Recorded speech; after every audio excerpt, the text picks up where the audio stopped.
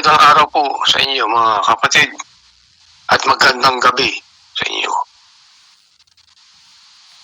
Papamagat po natin ang aking imimensahe, who will be saved? Sino ang maliligtas?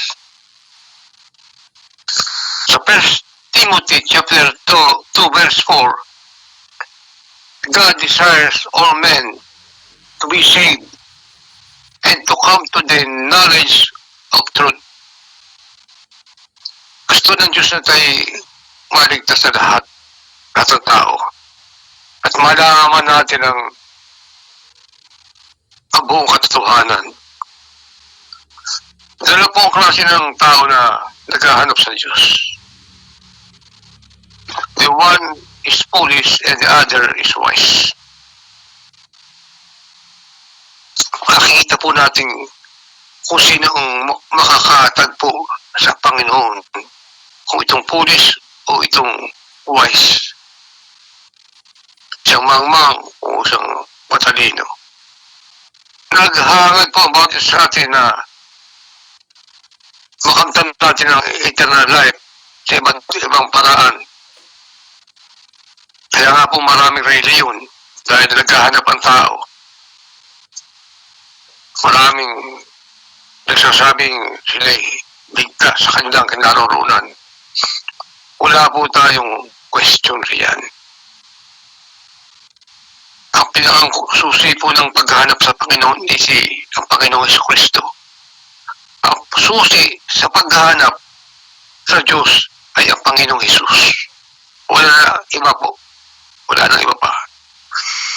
Sabi ko sa Jeremiah 29:13, you will seek me and find me when you search for me with all your heart. At yan po ang aking imimensahe sa inyo. Paano po natin matatagpuan ang kaligtasan? Hindi po akong ginagamit po lamang ako sa mensahe ito, pero ang Bible po ang magsasalita sa inyo. Pakita ko po sa inyo yung dalawang, isang foolish at isang wise sa pagnanagahanap sa Diyos na kaligtasan. Ito po, may isang Pariseyon na naghahanap ng kaligtasan, naghahanap sa Diyos. Lumapit sa Panginoong Jesus. Ang sabi niya, at siya'y tumatakbo,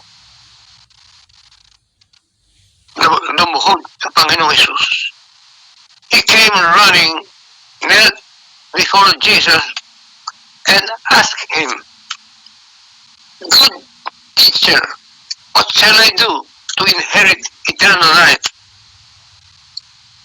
Tumugot ang Panginoon, "Why do you call me good? No one is good but one, that is God." Bakit mo tinawag na mabuti? Isa lamang ang mabuti, ang Diyos. At sinabi niya, you know the commandments. Do not commit adultery.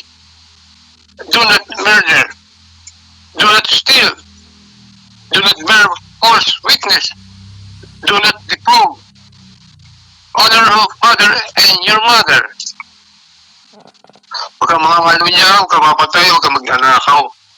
Huwag kang sasaksi sa walang katotohanan. Huwag kang manggagaya. Ibigin mo ang iyong ama at ina. At alam niyo sagot nung Pariseyo, all these things I have kept from my youth. I have kept it since I was a boy. Ginawa na roon na iyong bata pa siya. Ginagawa na niya yun. At nagtaka si Jesus. Siya inapangiti at sumagot ang Panginoon. You lack one more thing. May kulang ka pang isang bagay. Go and sell all you have and give the money to the poor, and you shall have treasure in heaven. Then come, carry your cross, and follow me. Umuwi ka at ipagbili mo ang lahat ng iyong kayamanan at ibigay mo sa mga mahirap at sumunod ka sa akin, pasanin mo ang iyong krus.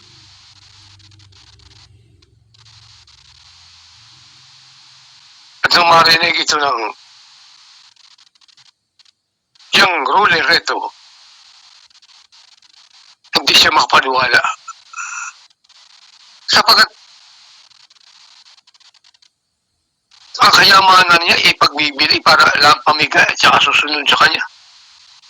Hindi niya nagawa sumunod. His face fell, and he went away very sad. He went away very sorrowful. Bakit? Because he was very rich. Pagtapos, nakita natin lumayo.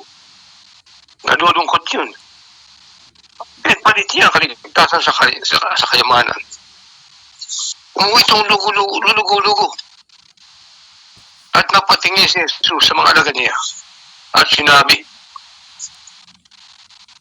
how hard it is for those who have riches to enter the kingdom of God. At nagtingin na kanyang mga alagad. The disciples were amazed at that words. At dugtong pa ng Panginoon, how hard it is for those who trust in riches to enter the kingdom of God. It is easier for a camel to go through the eye of a needle than for a rich man to enter the kingdom of God. Mas madali pa daw sa isang kamelyo ang makapasok sa butas ng isang karayom kaysa isang mayaman na makapasok sa kaharian ng langit. Ngayon, nagtaka mga alagad sapagkat narinig nila ang patutuo ng Pariseo ay ginagampanan na niya ang kautusan. Pero, naniniwala ka bang? Naniniwala ang mga disipulo eh. Naniniwala ka bang? Naniniwala ang Panginoong Jesus? Sinubukan niya eh. Umuwi ka sa inyo, ipagbili mo ang kayamanan mo at saka kasumunod at magpasa ng krus. Kaya nung subukin siya, hindi makatagal ang Pariseo at umalis. Ang mga alagad naniwala sa sinabi ng Pariseo. Ang sabi ng mga alagad, kung gayon, sino maliligtas? Who then can be saved? Sino nga ba maliligtas? At sumagot si Jesus, with man, it is impossible. But with God, all things are possible. Imposible sa tao. At posible naman na lahat ng bagay sa Diyos. Imposible sa tao. Sa tao nga yung sumunod, imposible talaga ang maligtas. Pero sa gusto sumunod, ang paghahanap kasi sa Diyos eh, kasama siya sa Jeremiah.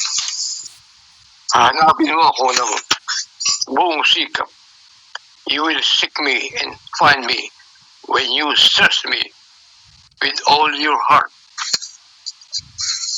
Yun ang susi ng paghahanap sa Diyos. Seek me and find me if you will search me with all your heart.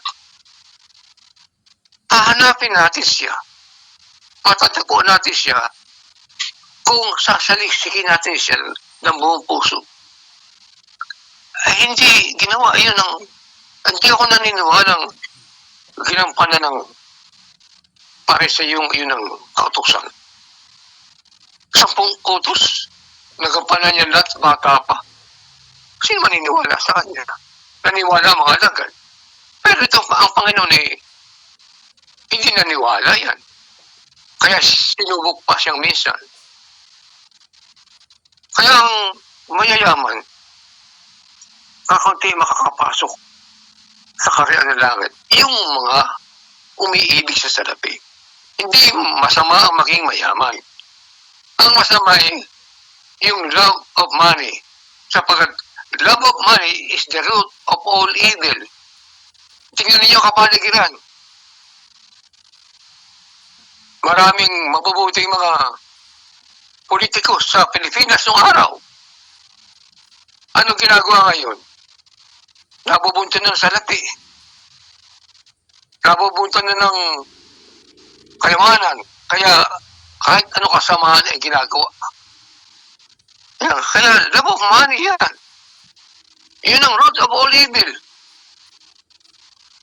Ang sabi sa Philippians 2:12, kung ikaw ay naligtas, kung ikaw ay born again, ligtas ka na eh. Pero, you have to work out your own salvation. Hindi kung ikaw tinagap mo ang Panginoon, ligtas ka na at tapos ka na. Hindi po pwede yun. Kung binago ka ng Panginoon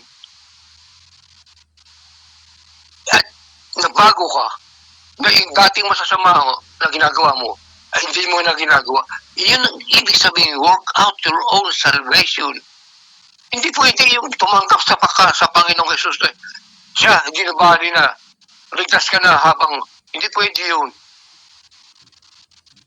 Kaya ang nangyayari, ang pangyayari, sa pariseyong yun, namulat ang mga alagad na hindi basta sinabi. So sabihin, then who will be saved then? Sino ngayon maliligtas? Babasahin ko ulit yung ating pamagat ulit. God desires all men to be saved and to come to the knowledge of truth. Yung buong katotohanan ay malalaman natin. Lalo na po yung mga born again na. Makipot talaga ang pagpasok sa kaharian ng langit. Maraming ang paggawa po ng kasalanan, hindi natin pwedeng sadyain. Nagsisikap tayong mabago. At alam po ng Panginoon ang pagsisikap nating mabago. Hindi pwede yung ligtas na ako. Sige, gawin natin ito. Hindi pwede yun. We have to work out our own salvation. Hindi pwede yun. Sabi ng mga alagad, who will be saved? Sino maliligtas?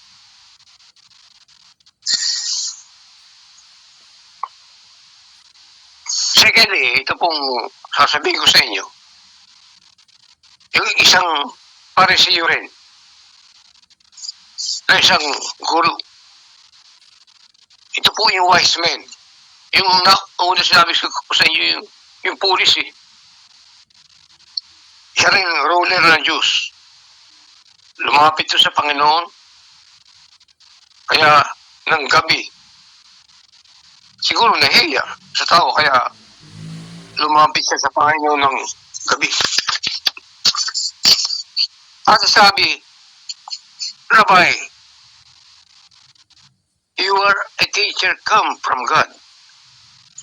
For no one can do the signs and miracles that you do unless God is with you. Hindi mo magagawa ang mga himala kung wala ang Diyos sa iyo. At sumagot ang Panginoon, I tell you the truth. Unless a man is born again, he cannot see the kingdom of God. Ito yung ikalawang kong para sa iyo. Ruler rin ito. How can a man be born again when he is old? Can he enter a second time into his mother's womb and be born? How can this be? Hindi rin makapaniwala o paano siya mababorn again. Pero mo, rabay ito, teacher rin, hindi alam. Marking sa panahon ito, marami ang hindi nakakaalam kung anong ibig sabihin ng born again. Kaya sila umiiwas na maborn again. Kailangan natin pong lahat, tayo lahat, na maborn again sapagkat ang Panginoon po nagsabi sa salitang ito, except a man be born again, he cannot enter the kingdom of God. At hanggang ngayon, marami pang nagtataka, ano ba yung panibagong relihiyon katulad nitong ito? How can he enter a second time into his mother's womb and be born again? How can this be? Nirebuke siya ng Panginoon. You are Israel's teacher and you don't understand this thing. Isa kang guro ng Israel. Hindi mo alam? Uulitin kong muli na naririnig niyo sa akin noong una pa. Ano ba yung born again? Paano ma-born again? Sa John 1, chapter 1, verses 12 to 13.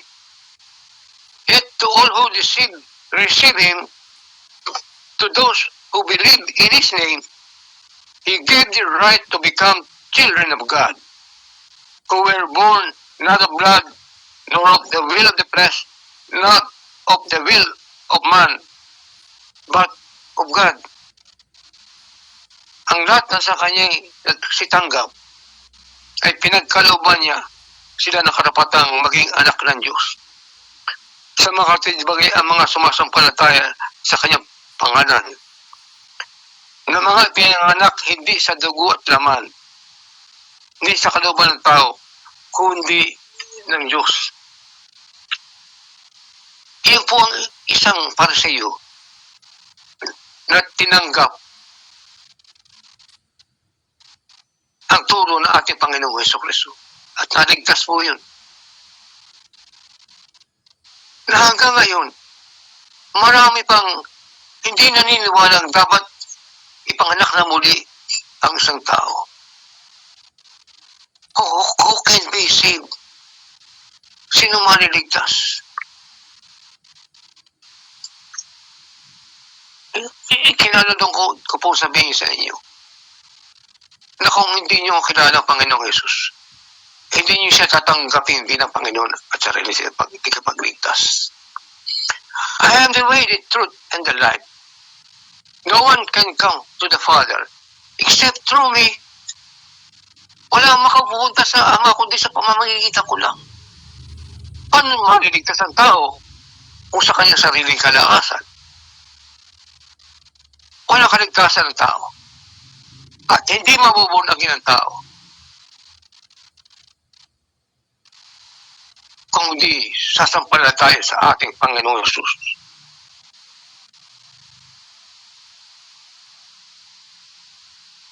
Now, what should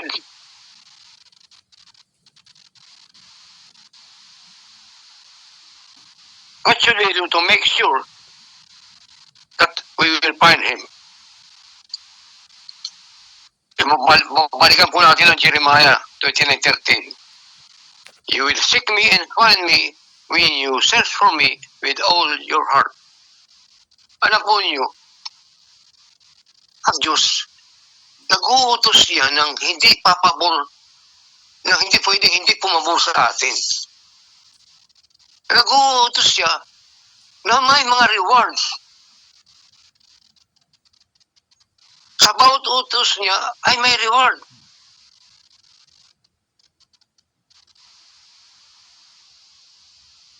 At sa bawat pagkakamali natin, pagkakasala natin, ay meron tayong aanihin.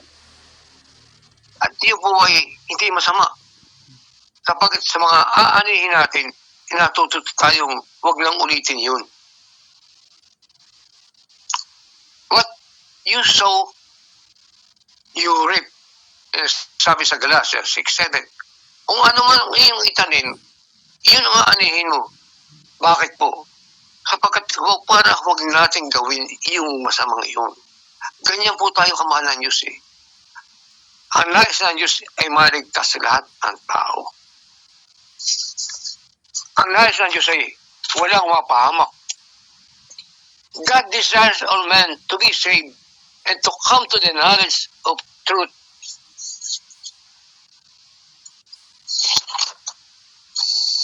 Wala pong ibang kaligtasan kundi ang Panginoong Jesucristo lang. At ito mong ating key rito ay obedience. At ito po, ulitin ko po, ang obedience and the highest form of worship. Sa susunod ko pong mensahe, babalik po tayo sa ang Diyos ay naghahanap ng mga mananamba. Babalik tayo sa unahan, yung bottom line nito. Po tayo sa next meeting natin. Mananalangin po muna ako. Maraming salamat, Panginoon, sa pinadala mo kaluluwa sa aking Panginoong Hesus. Tunay nga po na ang mga kaluluwang nais mong maligtas na lahat na ito. Ayaw mong may mga mapahamak. At bigyan mo po kami, sila, kami lahat ng espiritu ng pagsisisi, espiritu ng pagsunod, upang kami lahat, Panginoon, sa pagbabalik mo ay makuha mo lahat. In Jesus' name, by the power of the Holy Ghost, Amen.